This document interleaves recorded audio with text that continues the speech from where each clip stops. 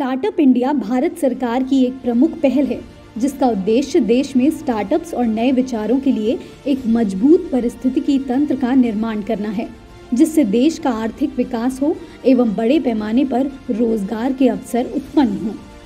इसको ध्यान में रखते हुए महात्मा ज्योतिबा फुले रोहेलखंड विश्वविद्यालय की ओर से शनिवार को इंडस्ट्री एकेडमिक समिट 2022 का आयोजन किया गया, जहां इस कार्यक्रम में 200 से अधिक बड़े शिक्षाविदों, कॉरपोरेट्स, स्थापित उद्यमियों और बैंक के अफसरों ने हिस्सा लिया।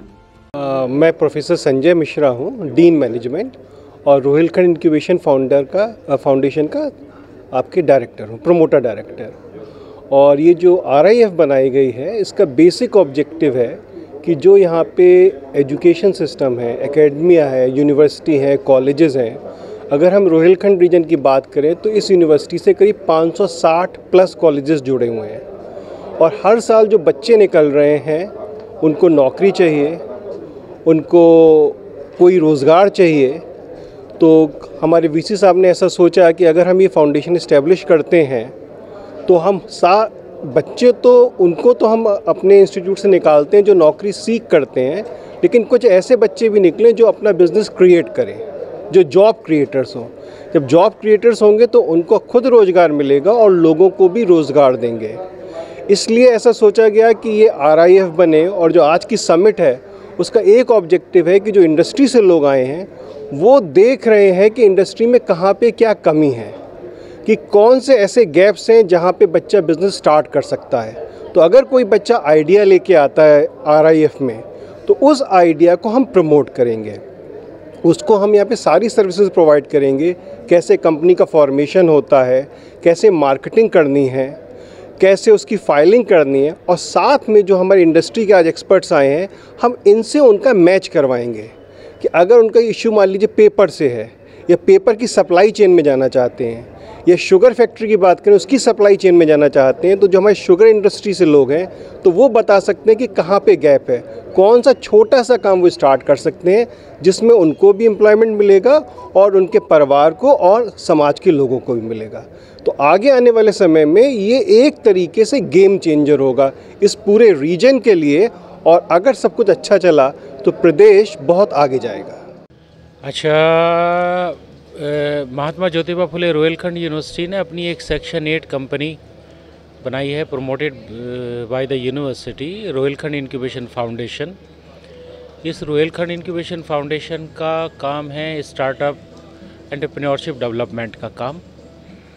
तो इसमें ये बहुत सारी सर्विसेज देती है, जैसे बच्चों को, स्टूडेंट्स को एक ही छत के नीचे चार्टर्ड अकाउंटेंट की सर्विसेज हैं, कंपनी सेक्रेटरीज़ की सर्विसेज हैं, मेंटोर्स की सर्विसेज हैं, एडवाइज़र्स की सर्विसेज हैं, फाइनेंशियल मैनेजमेंट की सर्विसेज हैं, आइडिया क्रिएशन की है, और टेक्नोलॉजी प्रोवाइडर्स की सर्विसेज हैं। फिर उनको नेटवर्किंग देती है अलग अलग जगह से कि कौन सा आइडिया, कौन सा बिजनेस अच्छा है।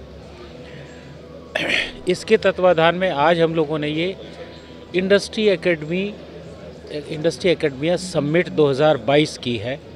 इसका उद्देश्य है कि एकेडमिया में काम करने वाले, यानी इंस्टीट्यूशंस, यूनिवर्सिटी, कॉलेज, इनमें काम करने वाले जो एकेडमिशियंस हैं वो, और जिन लोगों की इंडस्ट्रीज़ हैं, इंडस्ट्रीज़ के ऑनर्स हैं, वाइस प्रेसिडेंट हैं, 4 हेड्स हैं, ऐसे लोगों को एक प्लेटफार्म पे लाए और उनकी सबमिट की है। और उनसे मेन उद्देश्य ये था कि हमारे स्टूडेंट्स उनके एक्सपीरियंस सीखें कि कैसे इंडस्ट्री लगाई जाती है, कैसे फेल होती है, कैसे पास होती है, कैसे आगे बढ़ते हैं। नंबर 1 बात। नंबर 2 बात, अगर हमारे स्टूडेंट्स के स्टार्टअप के पास, इंक्यूबेटर्स के पास कोई अच्छा आइडिया है तो ये इंडस्ट्रीज़ के लोग उनको सीड मनी दे सकते हैं, या ये उसमें वेंचर कैपिटलिस्ट हो सकते हैं, या उसमें अपना ये शेयर होल्डिंग कर ले सकते हैं और बाद में एग्ज़िट कर सकते हैं। तीसरी बात कि बच्चों को हैंड्स ऑन देखने को मिले कि इंडस्ट्री कैसे चलाई जाती है, उसके क्या प्रोज एंड कॉन्स हैं। इस उद्देश्य से, ताकि इंस्टीट्यूशंस का, इंडस्ट्रीज़ का गैप जो है वो कम हो, इसलिए कोशिश की है।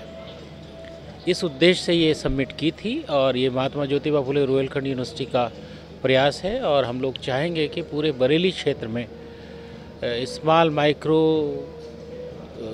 और मीडियम इंडस्ट्रीज़ का पूरा हब बने और हमारे स्टूडेंट्स जो हैं वो एक तरह से जॉब क्रिएटर बने, जॉब सीकर नहीं बने। ऐसा हमारा उद्देश्य। थैंक यू जी। इस समिट का उद्देश्य नवाचार, इंक्यूबेशन, संसाधन प्रबंधन और उद्योग अनुसंधान में नई जानकारी साझा करना है। इस समिट में स्टार्टअप से संबंधित कुछ सबसे जटिल और महत्वपूर्ण चुनौतियों को दूर करने के लिए चर्चा की गई। समिट में शामिल हुए सफल उद्यमियों ने अपनी सफलता की कहानी साझा करते हुए बरेली से शुरू हुई इस नई पहल का स्वागत किया। रामाश्याम पेपर मिल के CMD दिनेश गोयल और BL एग्रो के चेयरमैन घनश्याम खंडेलवाल ने इस पहल का स्वागत करते हुए आर्थिक मदद का भी ऐलान किया। धन्यवाद घनश्याम जी, आपने एक परिपाटी अच्छी रखी और एक मौका हमें भी सेवा करने का मिल रहा है इस बहाने, और हमें लग रहा है कि इंडस्ट्री इंक्यूबेशन सेंटर से हर तरीके से कहते हैं तन मन धन, तो तन और मन तो कह दिया, धन की भी बात है तो कहनी जरूरी है, कहना चाहिए। मैं सर अपने CSR फंड से अगले 5 साल आपको 5 लाख रुपए हर साल स्पेयर करेंगे और उसके अलावा भी जो जरूरत होगी। इसका उद्देश्य यह है कि बच्चे जो भी इस युवा इस हिंदुस्तान में, हमारे प्रदेश में या हमारे शहर में हैं, हम उन्हें कैसे एम्प्लॉयबल बनाएं, कैसे उस युवा शक्ति को कन्वर्ट करें इकोनॉमी, कैसे उनकी ऊर्जा को इकोनॉमी में कन्वर्ट करें। उसके लिए इतने सारे टैलेंटेड लोग आज यहाँ बैठे या मंथन कर रहे हैं कि हम कैसे अपने ऐसा क्या करें कि जो हमारे युवा है, जो पढ़ लिख के आ रहे हैं, वो सबको एम्प्लॉयमेंट मिल जाए। ये उसकी। मैं डॉक्टर स्वतंत्र कुमार और ये रोहिलखंड इनोवेशन फाउंडेशन की कार्यक्रम चल रहा है, इंक्यूबेशन फाउंडेशन का, मैं सदस्य हूँ उसका। और इम्पॉर्टेंट बात यह है कि देखिए स्टार्टअप कल्चर जो है इंडिया में, वो पिछले साल से काफ़ी बूम हो गया है। लास्ट ईयर करीब 44 यूनिकॉर्न्स, मतलब जिनका वैल्यूएशन $1 बिलियन के ऊपर पहुंच गया था, वो इंडिया में रहे। अब तक करीब 84 यूनिकॉर्न्स इंडिया में बन चुके हैं और दुनिया में हमारा तीसरा नंबर है। लेकिन फिर भी एक बहुत बड़ा गैप जो है वो पर कैपिटा इनकम का है, यानी कि जो प्रति व्यक्ति आय है, जैसे जो टॉप 20 कंट्रीज़ हैं दुनिया के, उसमें भारत की प्रति व्यक्ति आय सबसे कम है, लेकिन हम दुनिया में 6ठे नंबर की अर्थव्यवस्था है। तो that is a huge gap. अगर हमें उस गैप को ब्रिज करना है तो हमें नौकरियों से काम नहीं चलने वाला, और नौकरियां आजकल बहुत हैं नहीं, आप देख रहे हैं सरकारी नौकरियों की संख्या कम होती जा रही है। जब तक प्राइवेट एंटरप्राइजेस आगे नहीं आएंगे तब तक नौकरियां नहीं बढ़ने वाली। तो हमें ज़रूरत है कि ज़्यादा से ज़्यादा लोग आगे आएँ, अपने एंटरप्राइजेस क्रिएट करें। और ये जो एक प्लेटफॉर्म है, ये इस पूरे क्षेत्र में सारे बच्चों के लिए, जो भी लोग अपना एंटरप्राइज शुरू करना चाहते हैं, उनके लिए एक प्लेटफॉर्म है कि वो अपने आइडिया के साथ आएँ।